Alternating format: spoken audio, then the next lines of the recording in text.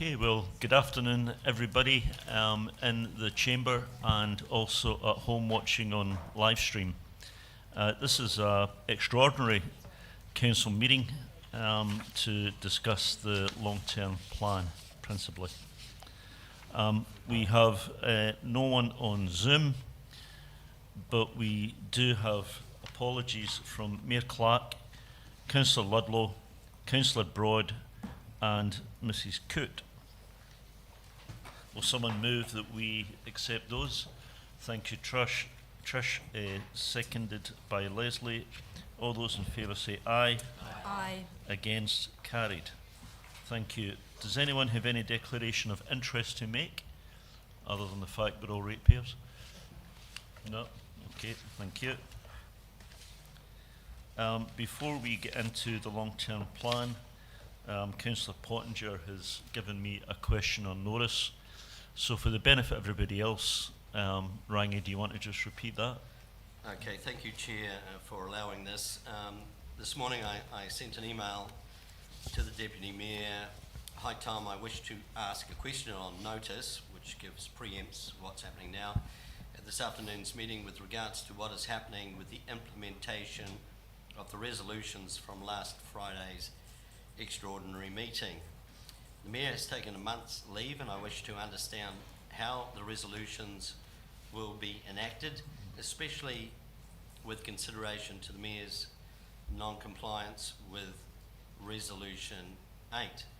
And just to refresh the key resolutions are 7, that there is a letter of censure to the Mayor. 8, since Council has received advice from the Mayor that he may suffer from brain fade for the next 2 years, that Council requests the Mayor delegate the attendance of all formal external events to the Deputy Mayor or another councillor for the balance of the triennium. And Resolution 9, that Council also requests the Mayor make a formal apology in writing to Ms. X and a public apology to councillors, staff and the citizens of Invercargill City at the next possible council meeting. Okay, thank you. I mean, I'll just pick you up on one point. Councillor, you said non-compliance with Resolution 8, and of course that has not actually the case yet. I mean, I know that in terms of, I know that he said that, but he's never actually not complied with it.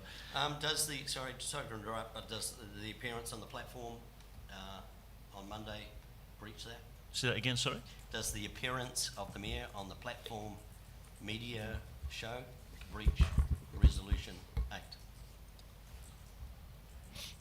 Well, I'm not sure it does, but let's just leave that as I take your point.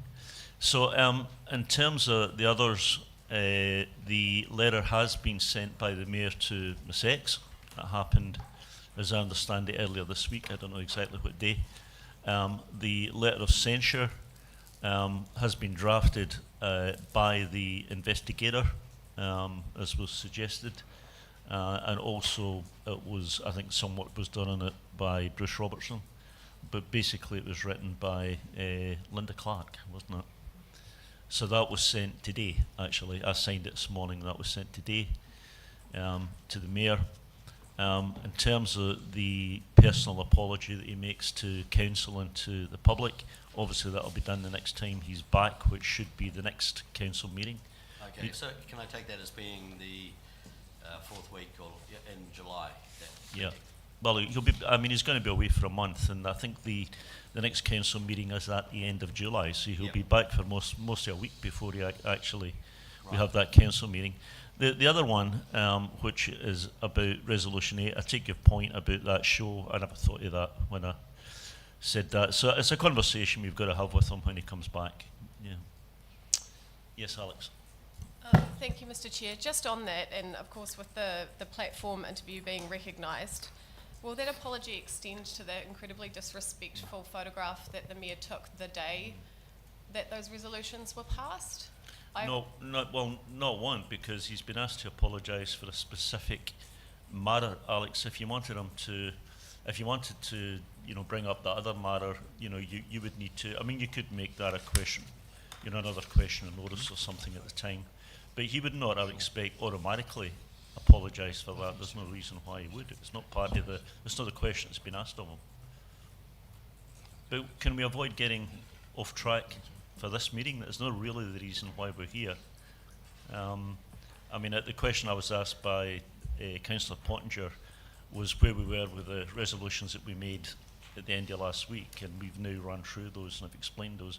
You've introduced a completely different thing, Alex. I think it's entirely related. Pardon? Sorry, Mr. Chair, but I think it's entirely related. It was related to exactly an article on the resolutions that were passed. What are you? So can I just ask what you are suggesting? Because I mean, you're making a comment, but what are you? Are you moving something? What are you doing? Is that a point of order? Look, I'm honestly just trying to express my extreme distaste in the matter. Like, there were people around this table that went into bat on the grounds of remorse and the mayor's remorse, and then before we'd even had a couple of hours post the meeting and the resolutions, the photograph was published with duct tape across his mouth. Now, that's not somebody that is expressing extreme remorse. And so, Alex, I'm not going to allow this to become. I mean, this is a meeting to discuss a long-term plan, not a meeting to discuss that. I allowed the question by Councillor Pottinger, and we've responded to that question. Let's not get off track to the point, because you could end up spending the whole afternoon on that. fair enough, I respect that, Chair. Okay. So the next paper is on the adoption of the long-term plan, and Rhiannon, I think this is in your name, isn't it? And I've got no doubt Patricia's going to help you.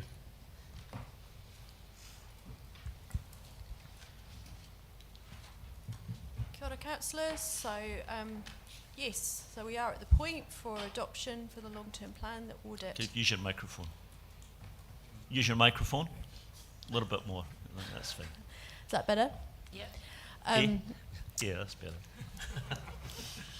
So we have completed the audit process. This paper deals with the adoption of the long-term plan. The recommendations outline all of the adjustments that we've made to the long-term plan through the audit process. The audit opinion has been tabled. And the audit will be... Chris is... Oh, here he is, right on time. There he is, to answer any, to speak to the audit opinion. So shall I go through the matters in the report? Okay, so first of all, just to note, there's a minor update to the fees and charges schedule that just relates to the conversation that we had prior to consultation about rounding. Some elements that shouldn't have been rounded were, so those have been corrected. It doesn't affect the total cost. It's just around how much is charged each month for animal fees. There's been an adjustment to the arts and culture activity as a result of the work that was signalled earlier around the management contract for He Wakatuia being completed. We have made a change following available rating information to the property growth assumption, and that's detailed here in the report. We've also, following the audit process, adjusted the land sales assumption as a result of those revaluations being completed. We have also just provided here, as noted by audit, the resolution that you made at the time of deliberations just didn't have all of the information around depreciation funding assumptions with the changes over the 10 years, so we've provided that here for completeness.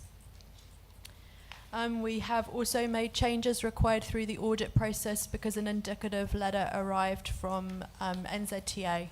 So while this isn't the final indication of their program funding, it is the best information that we have available, so we have made those minor changes through the program. As a result of that, there is no impact on the rates. We note the updated rates increase, which is now 9.88%, and also a administrative matter recommending that you confirm that the small non-profit council-controlled organisations that we have, that's the Bluff Maritime Museum Trust, the Invercargill City Charitable Trust, and Te Kupuka, Te Aki Tauka, the Southern Regional Collections Trust Board, all be given exempt status. So this essentially means that they will not be subject to the same statement of intent process. We've recommended that you note the advice from Audit New Zealand, which has been tabled. You'll note there's one emphasis of matter relating to the capital delivery program, which I'm sure Chris will speak to more in a moment. This was the matter that was also emphasised last long-term plan as well. And then finally, we're recommending that you adopt all the updated activity and asset plans. These now all have the updated budgets following the audit process included, and the long-term plan itself. And finally, authorise Patricia to make any minor non-significant changes to wording, for example, if we catch a typo. There's one other thing that you're actually going to resolve as well, which is the fact that we will have an unbalanced budget for the first 2 years of the 10 years of the long-term plan. It is a requirement under the Act that you specifically consider that one and have that as a specific resolution, because under sections 100 subsection 2, it actually says it needs to be resolved, and that it's part of financial prudence, which I know several members around the table, we've gone through this a number of times. We are planning to be unbalanced, but often what we plan versus what actually happens may mean that we may come into balance sooner. That our operating revenue is higher than our operating expenses. Sure. So Patricia, you're saying there is actually a 15th item that we need to... It was number 11, it was resolution 11. I left it for Patricia. I didn't just accidentally skip over it. We know. Oh, I see. Okay. Yeah. Okay. So, look, this has been a very long journey, which really started, as you said in your paper, Rhiannon, really started back almost as soon as this triennium started. So 18 months ago, we started this. We had multiple workshops to develop the plan. We then had that plan, audited in part at least before it went out to public consultation. We got the results back. We then made changes as a consequence of that. We then went through a lot of this documentation page by page, and the modifications you're bringing, the changes you're bringing back to us now are those that we agreed through that at the end of that process. And I think what I want to say is two things. Firstly, as we work through this, thank you to staff for the absolutely huge amount of work which has gone into getting to this point. Secondly, for those, particularly those who are watching on live stream, it may be surprising that we work through this as quickly as we probably will, but again, just reminding everybody that we went through a lot of this stuff on a page-by-page turn basis, in fact all of it, on a page-by-page turn basis a couple of months ago. So it may be that the best way to do this, rather than, they're all different, so I'm not going to take them all at the same time. What I will do, I think, is take them, yes, okay. What I might do, I think, is take them on one by one basis, and resolve each of them individually as we go, so that questions can be asked as we go. Yes, Patricia. I was wondering, at the Emir, whether it should be appropriate that Chris actually should speak to you before we take each of these issues, and then allow any questions in relation to the audit opinion on the long-term plan to be raised before we go take each of these matters. Thank you. You actually just beat me to the punch there. I was just going to say exactly that. So, Chris, you're online. We have your auditor's report in front of us. So would you speak to that, please? Make any additional comments? Obviously, you should assume that we have read it, but any comments that you want to make? Firstly, I'd like to acknowledge the that's been got to get to this point. Preparation of a long-term plan, it's a complex, challenging process. From our perspective, it's a really good exercise, and we really appreciate the manner in which staff have engaged with us. So, special thanks to Patricia, Rhiannon, and the team. We certainly appreciate the process itself. The opinion we've got there is an unmodified audit opinion, so that's essentially saying we consider the long-term plans fit for purpose and that the underlying assumptions that have been used are reasonable. Information assumptions used are reasonable, which I think it states in the second paragraph. The emphasis matter, which has sort of been discussed in the overview here, that's really a tool we use to highlight a matter. It's sort of important to the reader so that they understand the reader's document. The matter we've highlighted is the capital expenditure durability programs, the assumption that what is budgeted will be done. We've highlighted that generally because of the sort of step up in the infrastructure program and some of the contextual matters such as recent track record of completing the program, supplier contractors and the likes. This also outlines implications of not delivering such in relation to service cost increases over time if possible. So to summarise, the same assumption is reasonable, but just to give a very long-term payments, it's a common emphasis across the local government sector. That's really it for me. Thank you. So any questions for Chris? Yes, Councillor Pottinger. Thank you, Chair. Look, my question is around that statement that the opinion does not provide assurance that the forecasts in the plan will be achieved. Now, I would imagine, and this I guess is a question for Chris and staff, that when we do provide our forecasts, do we allow for variations that may occur in climate change, procurement, interest rates, all sorts of variations? Obviously, the audit department aren't happy with the information we've provided, so I'm just wondering what extra detail is it in the form of we've thought about this and that's the answer to that, we've thought about this other occurrence, we've got an answer for that. Is that what they're after? I'm just trying to get my head around that statement from the auditor. Rhiannon? I think Chris is able to answer that question. That's the indicated for opinions, particularly as a given opinion point in time, that is looking at a future focused plan. You can't give assurance in the future of what happens with all the information. This is a standard statement, it's not a reference to the quality of information provided for a reason like that. I'm quite happy. Okay. Pardon?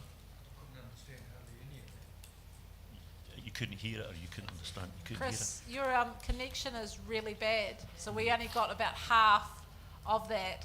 I can probably have a go at trying to paraphrase what you were saying. When I read that this morning, councillors, that particular clause, I read it as like many budgets, as soon as you create the budget, something will happen that you didn't expect or you couldn't forecast, which requires you to change it. Often that's the same with forecasts, that as soon as you create a forecast, it will be wrong. And that's what it's like that what I is inferring to. And that's what I would expect to be as a standard statement and all of the audit opinions around LTPs because of the nature of what we're doing, especially as we get out beyond year one. There's many things that could happen that we can't foresee. So the question I asked was, are we required to provide Plan B and Plan C as when we submit this? No. We're not? No. Ah, that's... So we do give sensitivity analysis in relation, and you'll see that in the assumptions within the infrastructure strategy, that if our assumptions were out by 1% on insurance, what that would do to our operating costs or operating revenue if it was our insurance revenue, our interest revenue. So from that perspective, we do give what could happen if one of these was wrong, but we don't provide multiple scenario plans. If we did, the auditors would be with us for much more than about the 6 weeks they were with us. But they wouldn't ask the question. They would still ask the questions. So it's no win.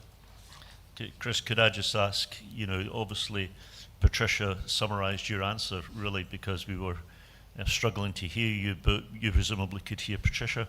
Are you comfortable with that response? Did that reflect what you were trying to say? Let's put it like that. In a nutshell, yes. Yeah, thank you.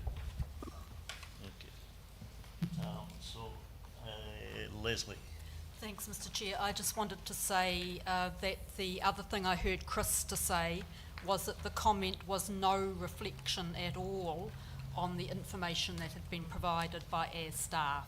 So I heard Chris make that clear statement that there was no comment implied about the information our staff had supplied, and that he and audit could not make future guarantees, but on the information our staff had given, audit has given the opinion they have given with the standard rider.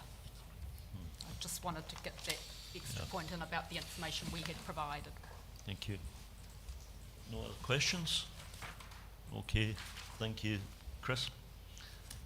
So perhaps we should just move one by one through these recommendations. I think that's the best approach because they are so different, each of them, aren't they? So number one is that we received the report adoption of the 2024 to 2034 long-term plan. Will someone move that, please? Okay, Leslie, thank you, and seconded by Barry. Is there any discussion of that? All those in favour say aye. Aye. Against? Carried. Number two, note that the updates required to the fees and charges schedule to include the correct pro rata animal services fees. Will someone move that, please? Happy to move. Thank you, Trish. Seconded, Leslie. Any other discussion? All those in favour say aye. Aye. Against? Carried.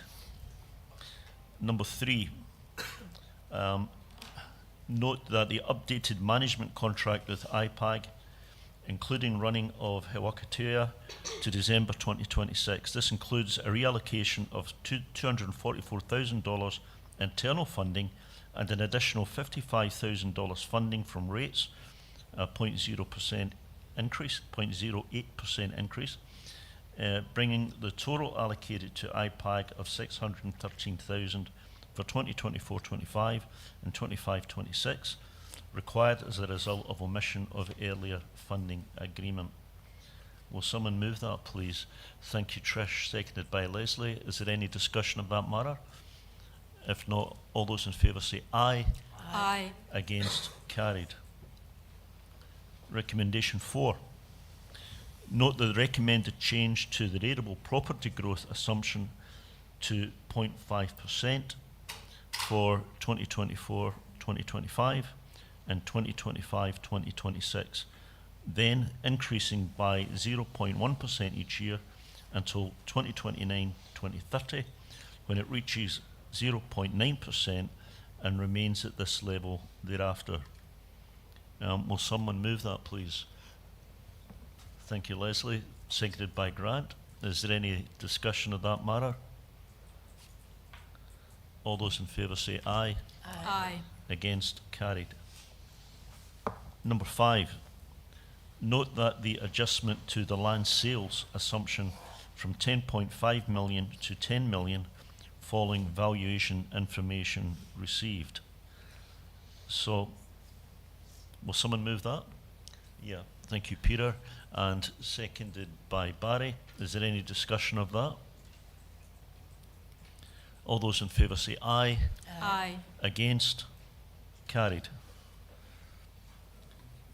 Number 6. Note the detail of the depreciation funding assumption. Water 95% in year 1, increasing to 100% from year 2 onwards. Sewage, stormwater and property 75% in year 1, increasing by 5% per annum thereafter to a maximum 100%. Roading 80% per annum for the 10 years of the long-term plan. Will someone move that, please? Thank you, Leslie, seconded by Grant. Is there any discussion of that matter? All those in favour say aye.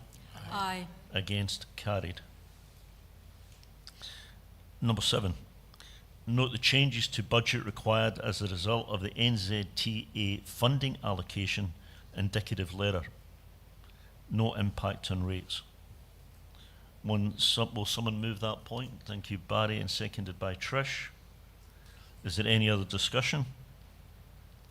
All those in favour say aye. Aye. Against, carried. Number 9.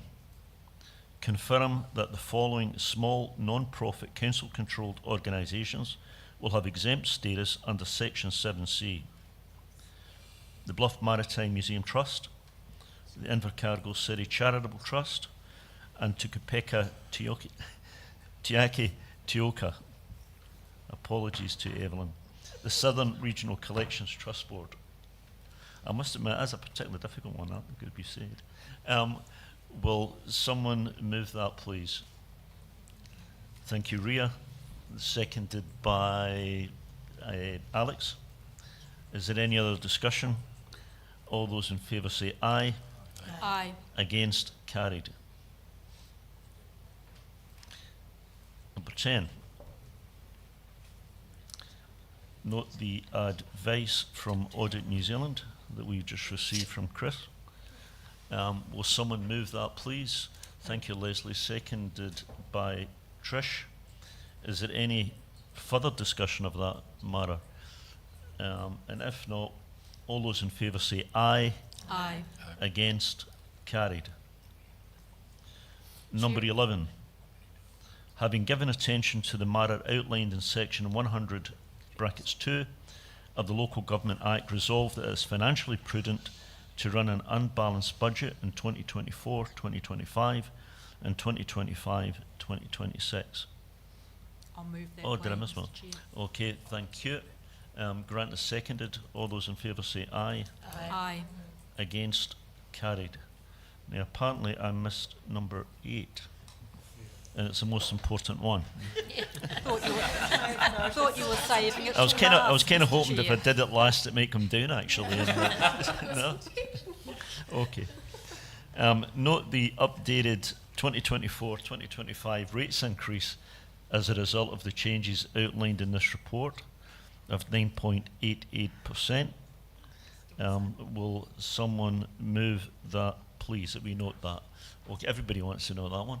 Okay, Barry, thank you, and Leslie seconded. All those in favour, any other discussion? All those in favour say aye. Aye. Against? Carried.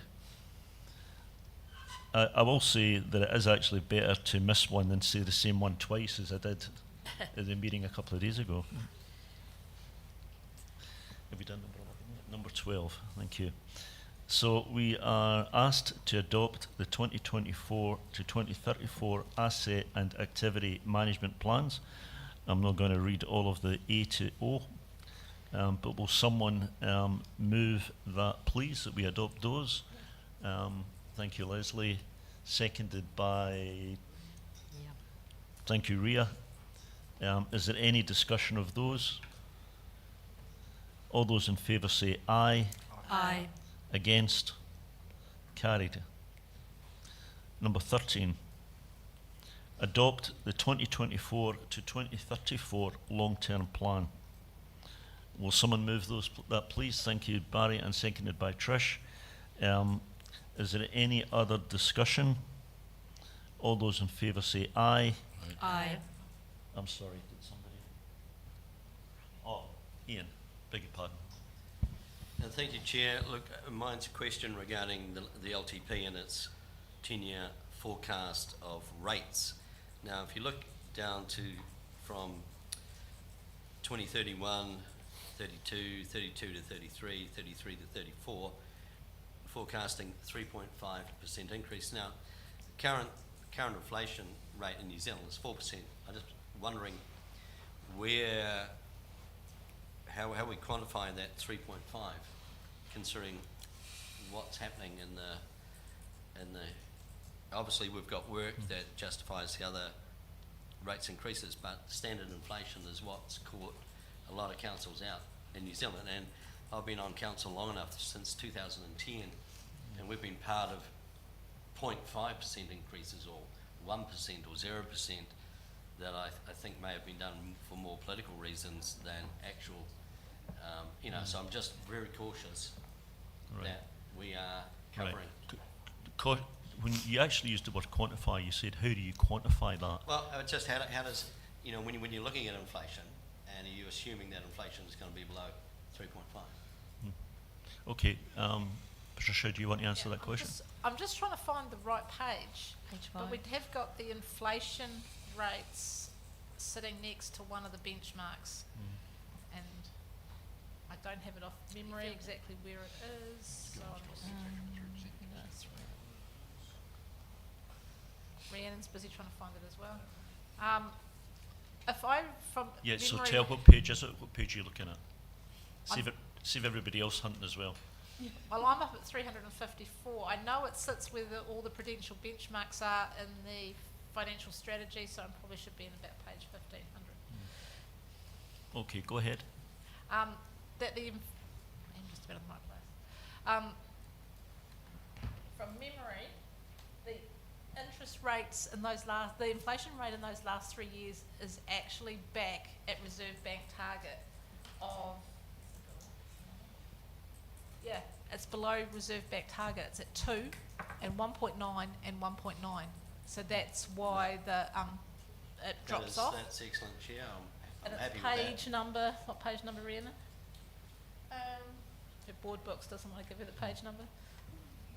So Patricia, Councillor Pottinger's just 15, understood your 28. answer and said he's happy with your The answer response. is absolutely bang on. I just obviously missed that bit with the interest rate Yeah, assumptions. so the Burl inflation assumptions have us coming back into the Reserve Bank target range and below that very quickly.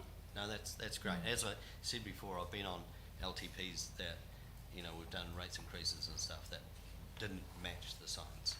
Thank you. So all good? Yeah, very Yep, good. okay. Very good. Thank you. Are we at number 14?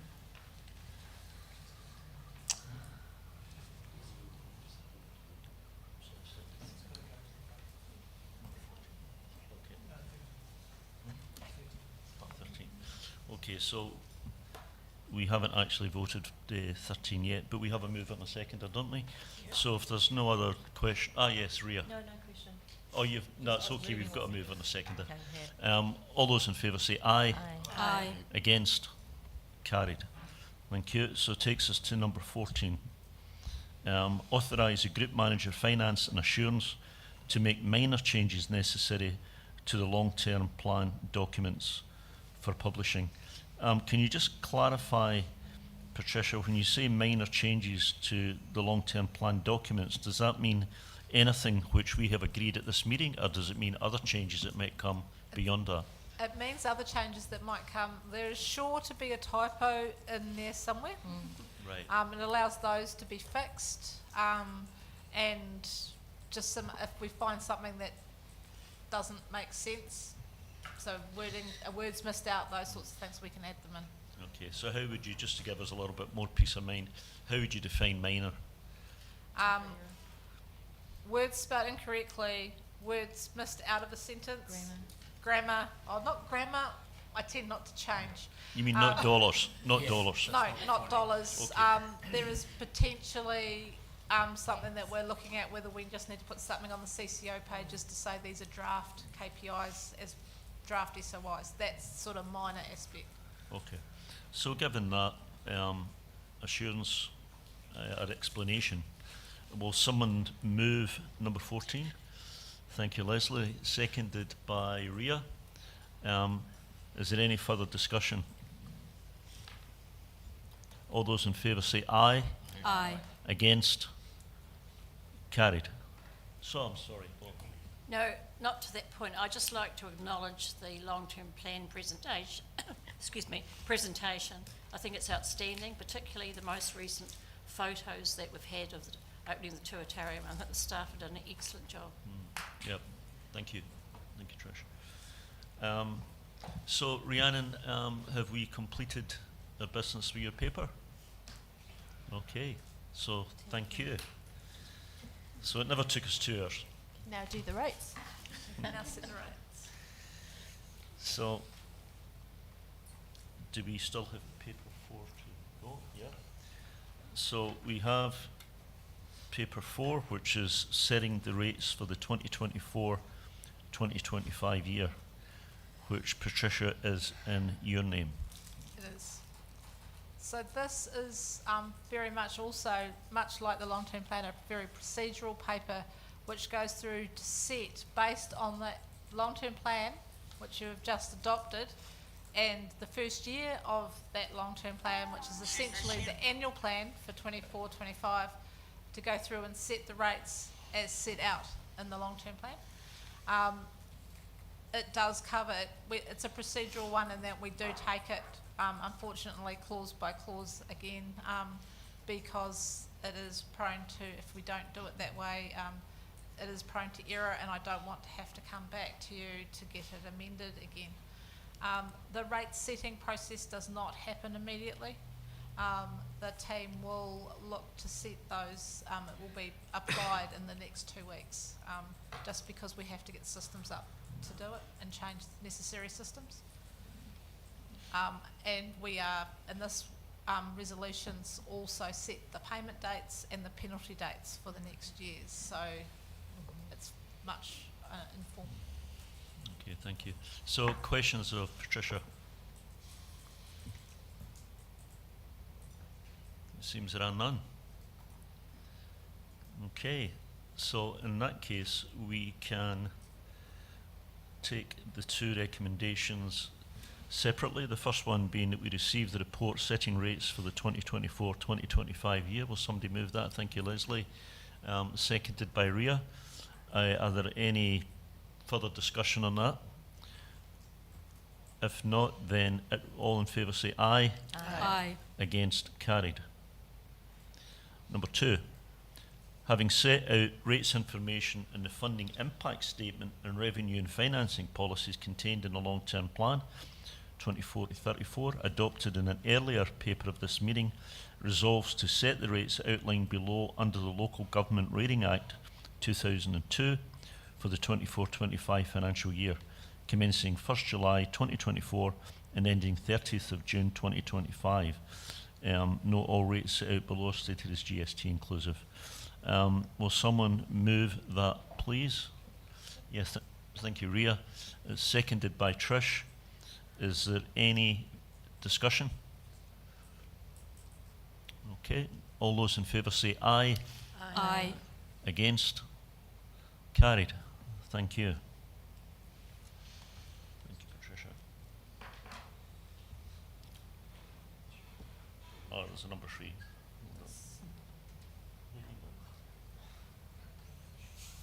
Keep scrolling, Liz. There you go. Okay.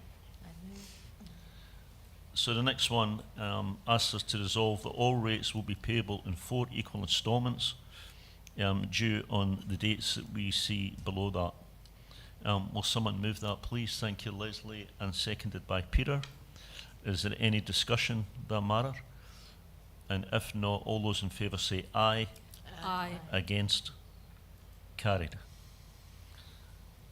Number 4 resolves to add the penalties showed below, and I won't read all of that. Will someone move that, please? Thank you, Leslie. Seconded by... Okay, Trish. Is there any other discussion? I've just got one point there, Deputy Mayor. I've just noticed that in my version, 4B has got, 4B still has a 5 July. That should actually read the 5th of July. That was, we had this resolution done up depending whether we adopted on Tuesday or adopted today. And it's so many days based on the adoption of the long-term plan. So that should be the 5th of July, Okay. Liz.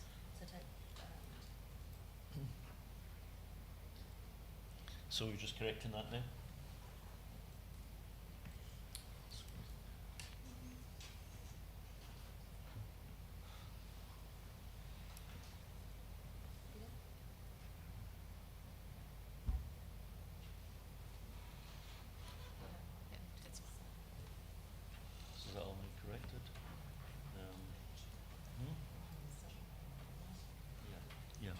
So, recognising that the motion has been changed somewhat, can I just ask the mover and the seconder whether they are still comfortable with the wording as it exists? Thank you. Seconder, I think, was Trish, Yeah, wasn't that's it? fine, thank you. You okay? Okay, is there any further discussion? All those in favour say aye. Aye. Against? Carried. Thank you. So does that take us to the end of that paper?